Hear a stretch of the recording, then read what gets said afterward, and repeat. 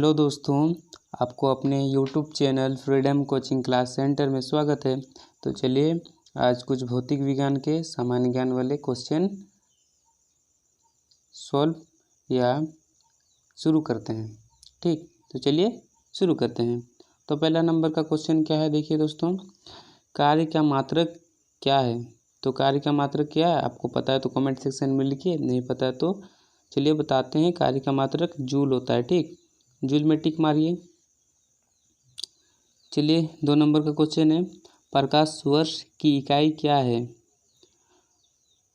तो इसका सही उत्तर क्या होगा, प्रकाश वर्ष की इकाई दूरी है। ठीक, 1 नंबर का आंसर में टिक मारिए। चलिए नेक्स्ट क्वेश्चन में चलते हैं। 3 नंबर का क्वेश्चन है, एम्पेयर का मात्रक क्या है। एम्पेयर का मात्रक आपको पता है तो कमेंट सेक्शन में ज़रूर लिखिए, अगर नहीं पता तो चलिए बताते हैं। एम्पेयर का मात्रक क्या होता है, एम्पेयर का मात्रक विद्युत धारा होता है। ठीक, चलिए नेक्स्ट क्वेश्चन में चलते हैं। ये साइंस स्टूडेंट के लिए बहुत ही इंपॉर्टेंट है और एग्ज़ाम में अक्सर पूछा जाता है। तो आप लोग एक कॉपी निकाल के उसमें वीडियो को पॉज करके लिख सकते हैं। ठीक, तो चलिए 4 नंबर क्वेश्चन है, पार्सेक इकाई क्या है। पार्सेक इकाई क्या है, इसका सही उत्तर क्या होगा, पार्सेक इकाई दूरी की। ठीक, पार्सेक की इकाई दूरी होती है। ठीक, हम ऑप्शन नहीं पढ़ रहे हैं, अगर ऑप्शन पढ़ेंगे तो वीडियो लंबा बनेगा, इसलिए हम डायरेक्ट आंसर ही बता रहे हैं। ठीक, चलिए 5 नंबर का क्वेश्चन में चलते हैं, लुमेन किसका मात्रक है। लुमेन किसका मात्रक है, तो देखिए उसका ऑप्शन है ज्योति तीव्रता का, ज्योति फ्लैक्स का, 1 और 2। तो इसका सही उत्तर क्या होगा दोस्तों, इसका सही उत्तर 2 नंबर ज्योति फ्लैक्स का। ठीक, लुमेन का मात्रक है। ठीक, अब चलिए 6 नंबर के क्वेश्चन में चलते हैं, पास्कल का इकाई क्या है।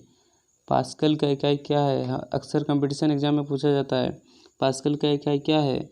तो चलिए इसका सही उत्तर क्या होगा, पास्कल दाब। ठीक, पास्कल का इकाई दाब। निम्नलिखित में अदिश राशि है।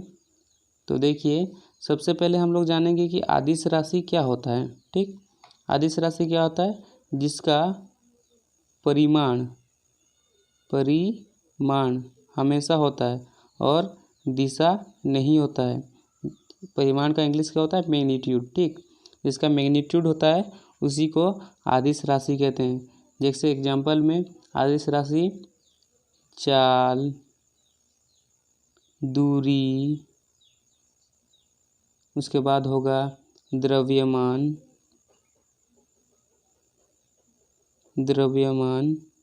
ठीक, तो इसमें से हम लोग का 7 नंबर का आंसर क्या होगा, 1 नंबर ऊर्जा, जिसका केवल मैग्नीट्यूड या परिणाम ही होता है। तो 7 नंबर का 1 नंबर में टिक मारेंगे। चलिए नेक्स्ट क्वेश्चन में चलते हैं। नेक्स्ट क्वेश्चन में 8 नंबर क्वेश्चन है, निम्नलिखित में सदिश राशि है। सदिश राशि क्या होता है, सबसे पहले जानेंगे हम लोग सदिश राशि के बारे में। तो सदिश राशि वो होता है जिसका परिमाण यानी कि मैग्नीट्यूड और दिशा दोनों होता है। ठीक, सदिश राशि में परिमाण और दिशा दोनों होता है, यानी परिमाण और डायरेक्शन दोनों होता है। जिसे एग्जांपल हम बताते हैं कि वेग। ठीक, उसके बाद बल, उसके बाद क्या होगा, संवेग। आपको तो पता चल गया रहेगा। 8 नंबर का उत्तर क्या होगा, 8 नंबर का 1 उत्तर होगा। ठीक, जो डायरेक्शन भी होता है और मैग्नीट्यूड भी होता है। ठीक, तो चलिए इसमें टिक मारते हैं। अब चलिए 9 नंबर क्वेश्चन में, शून्य में स्वतंत्र रूप से गिरने वाली वस्तुओं की गति क्या होती है। ठीक, तो इसका सही उत्तर क्या होगा दोस्तों, इसका सही उत्तर होगा हम लोग का 3 नंबर, समान त्वरण। ठीक, इसमें गोल लगा के इसमें टिक मारेंगे। और 10 नंबर का क्वेश्चन है, रॉकेट किस सिद्धांत पर कार्य करती है। तो इसका सही उत्तर आपको पता है तो कमेंट सेक्शन में लिखिए, नहीं पता तो बताते हैं। रॉकेट संवेग संरक्षण के सिद्धांत पर कार्य करती है। तो 4 नंबर ऑप्शन सही होगा। तो चलिए नेक्स्ट क्वेश्चन की तरफ बढ़ते हैं। 11 नंबर क्वेश्चन है, देखिए 11 नंबर का क्वेश्चन, चलती हुई बस जब अचानक ब्रेक लगाती है तो उसमें बैठे हुए यात्री आगे की दिशा में गिरते हैं तो इसको किसके द्वारा समझाया जाता है, माने कौन सा नियम है। ठीक, तो इसका सही उत्तर क्या होगा, इसका 2 नंबर न्यूटन का पहला नियम। ठीक, तो इसमें टिक मारेंगे। चलिए नेक्स्ट क्वेश्चन में चलते हैं। बल का गुणनफल होता है, बल का गुणनफल क्या होता है, तो आपको पता है तो कमेंट सेक्शन में लिखिए, नहीं पता तो चलिए बताते हैं इसका आंसर। तो इसका आंसर क्या होगा, इसका आंसर द्रव्यमान और त्वरण जो कि बल का गुणनफल होता है। ठीक, इसमें टिक मारिए 2 नंबर में। देखिए 13 नंबर क्वेश्चन है, एक बीकर में पानी पर बर्फ तैर रही है, जब पूर्णतः पिघल जाएगी तो बीकर में पानी का तल क्या होगा। तो इसका सही उत्तर क्या होगा दोस्तों, इसका सही उत्तर होगा हम लोग का तीसरा नंबर उतना ही रहेगा। हम बताते हैं, चलिए आपको कैसे उतना ही रहेगा। देखिए एक मान लीजिए एक बर्फ़ है, ठीक, एक बर्फ़ है, उसको हम लोग पिघालते हैं और क्या बनाते हैं, पानी बनाते हैं। ठीक, क्या बनाते हैं, पानी बनाते हैं। तो देखिए बर्फ़ को पानी बनाएंगे तो एक यहाँ पर एक केटली लिए, यहाँ पर बर्फ़ डालें। ठीक, अब जितना बर्फ़ होगा हम लोग का पानी भी तो उतना ही होगा ना, तो इसलिए उतना ही रहेगा। ठीक, चलिए नेक्स्ट क्वेश्चन में चलते हैं।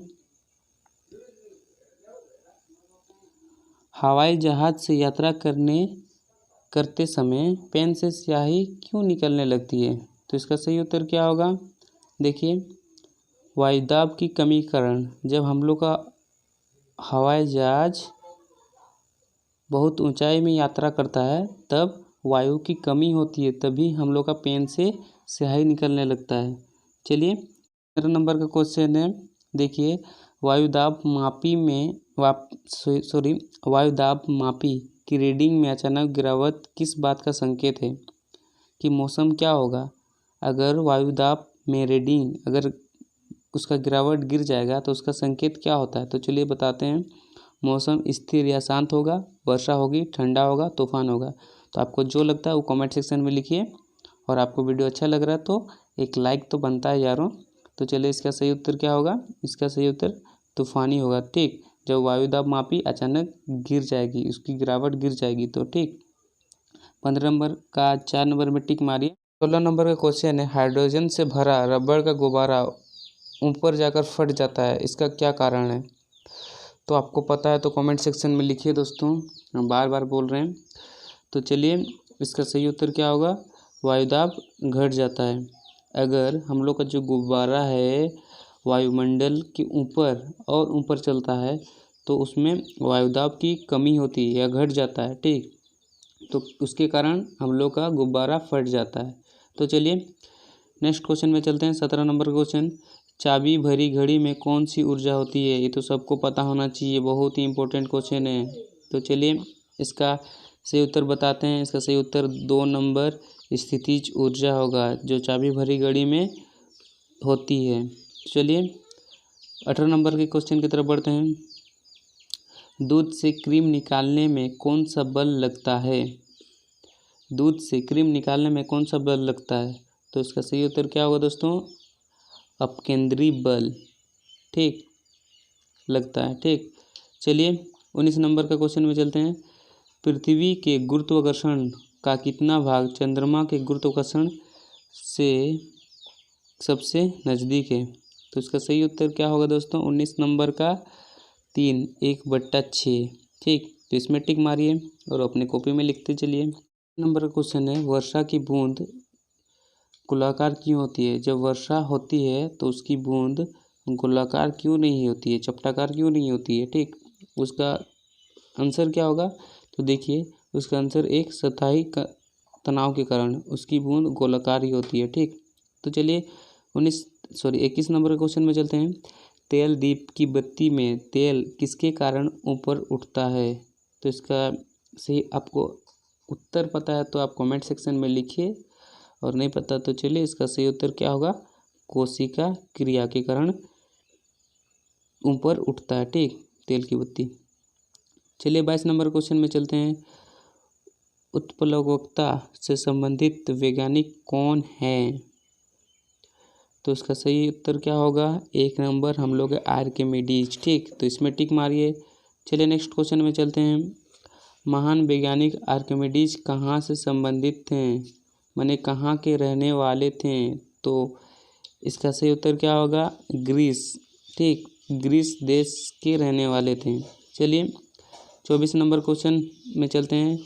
प्रासुर वह ध्वनियाँ जिनकी आवृत्ति होती है, कितनी होती है, 20,000 हर्ट्ज से अधिक, जो हम लोग मानव सुन नहीं सकते हैं। ठीक, नंबर का क्वेश्चन है, ध्वनि की चाल अधिकतम होती है किसमें, आपको तो जरूर पता होना चाहिए। ऑप्शन वायु में, निर्वात में, जल में, इस्पात में। तो इसका सही उत्तर क्या होगा, चौथा नंबर इस्पात में हम लोग को ध्वनि की चाल अधिकतम होती है। ठीक, तो चलिए नेक्स्ट क्वेश्चन में चलते हैं।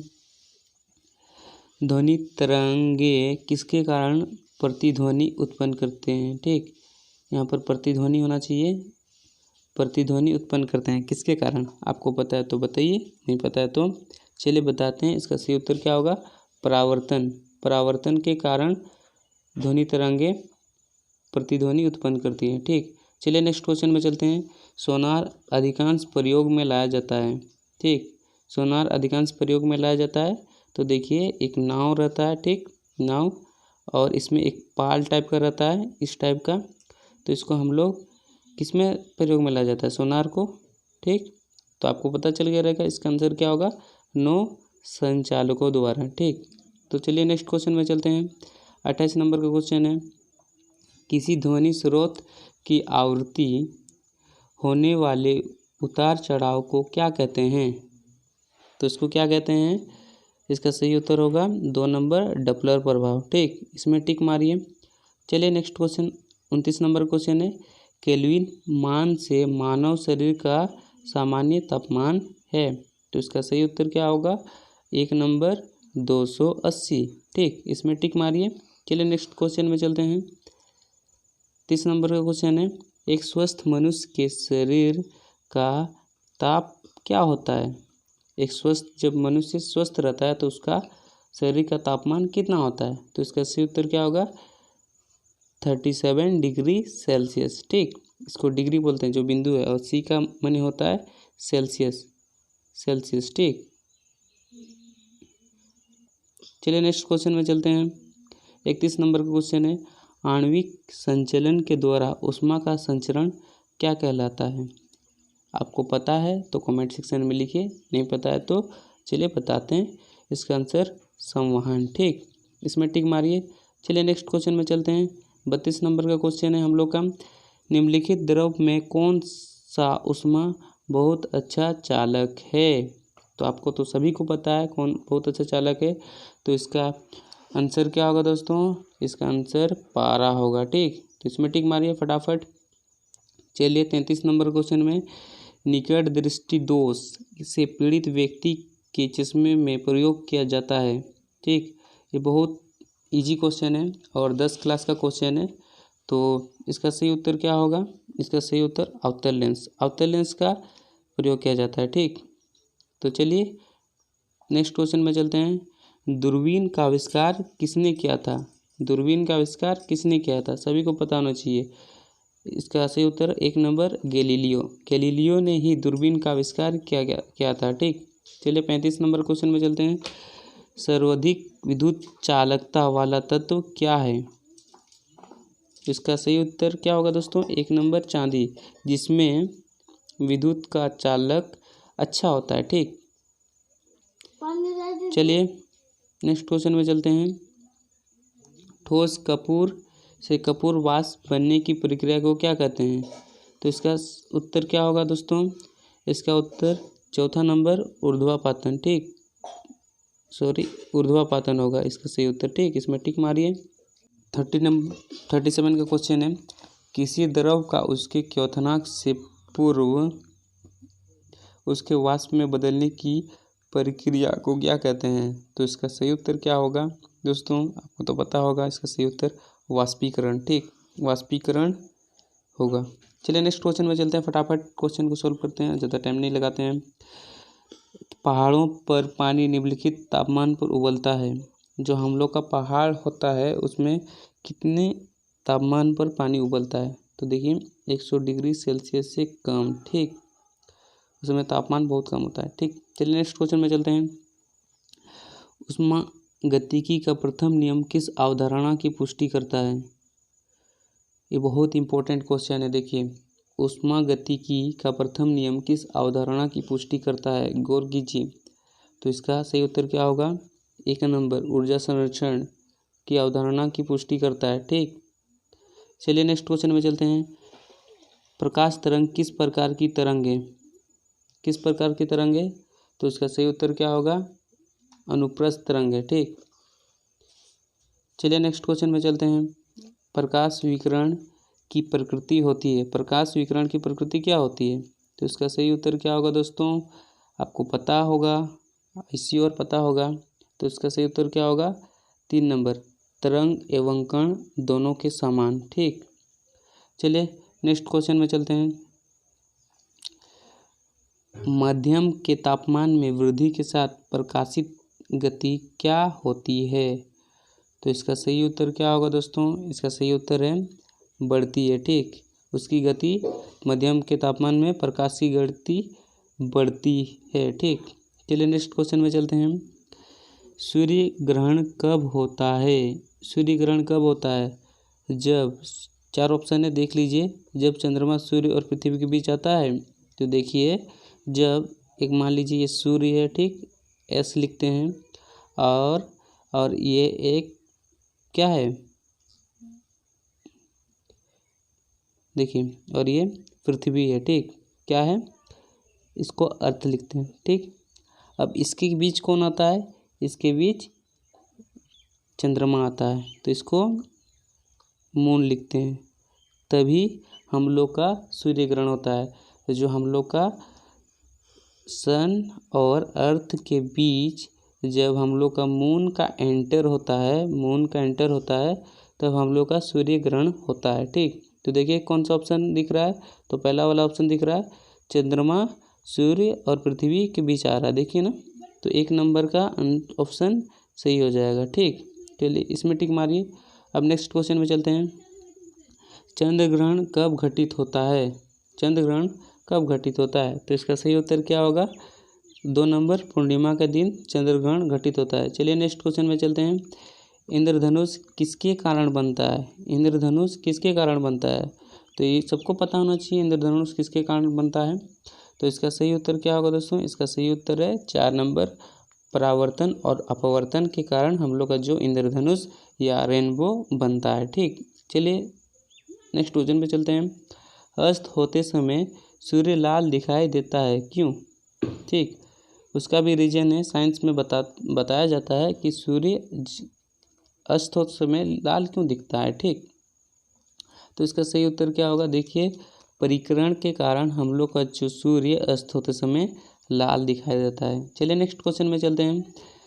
दाढ़ी बनाने के लिए किस दर्पण का उपयोग किया जाता है? जब दाढ़ी बनाते हैं तो उस समय कौन सा दर्पण का प्रयोग किया जाता है? तो इसका क्या होगा सही उत्तर? 1 अवतल दर्पण। ठीक, चलिए नेक्स्ट क्वेश्चन में चलते हैं। आँख की रेटिना पर कैसा प्रतिबिंब बनता है? तो देखिए, एक मानव का आँख है, ठीक, मान लीजिए मानव का आँख है, तो मानव के आँख में रेटिना किसको बोलते हैं? इसका अंदर का भाग। ठीक, उस पर प्रतिबिंब कैसा बनता है? उसमें प्रतिबिंब बनता है, उसका छाया बनता है, वास्तविक और उल्टा बनता है। ठीक, तो इसमें टिक मारिए। चलिए नेक्स्ट क्वेश्चन में चलते हैं। सबसे कम तरंगदैर्घ्य वाला प्रकाश कौन है? सबसे कम तरंगदैर्घ्य वाला प्रकाश कौन है? ठीक, तो इसका आंसर क्या होगा? बैगनी का तरंगदैर्घ्य सबसे कम होता है। ठीक, 10 नंबर क्वेश्चन है। कैमरे में किस प्रकार का लेंस का उपयोग किया जाता है? अगर आप लोग कैमरा यूज करते हैं तो आपको पता होगा कि किस प्रकार का लेंस का उपयोग किया जाता है। तो इसका सही उत्तर कौन सा होगा दोस्तों? उत्तल लेंस। ठीक, उत्तल लेंस का कैमरे में उपयोग किया जाता है। अगर आपको मेरा वीडियो अच्छा लगा तो मेरे वीडियो को लाइक, शेयर और सब्सक्राइब करना ना भूलें दोस्तों। और ये वीडियो उन स्टूडेंट को ज़रूर शेयर करें जो कंपटीशन एग्ज़ाम की तैयारी कर रहे हैं। ठीक, उनके लिए भी एक मदद हो जाएगा और आपके लिए भी। ठीक, तो चलिए अगले वीडियो में मिलते हैं। जय हिंद, जय भारत।